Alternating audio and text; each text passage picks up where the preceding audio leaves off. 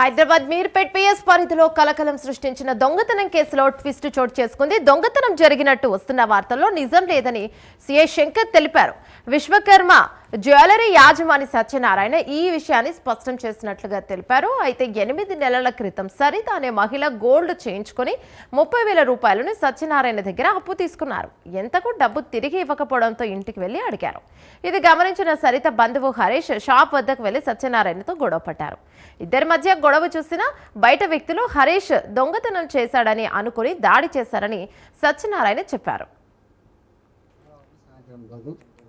వాళ్ళ అప్ప 3-4 ప్రాంతంలో ఆ షాపులకు హరి అనే వ్యక్తి రావడం జరిగింది.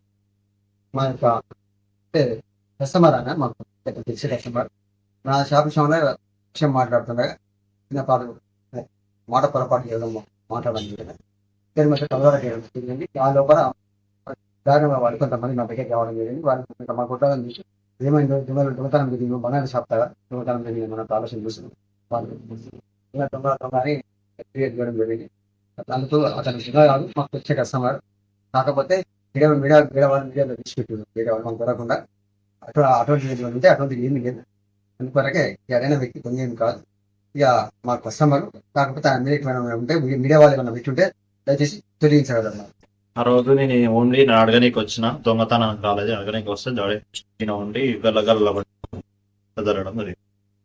దొంగతనం అనేది మాకు లేదు, దొంగతనానికి రాలేదు. నేను ఓన్లీ అడగనీకి వచ్చిన అంతే.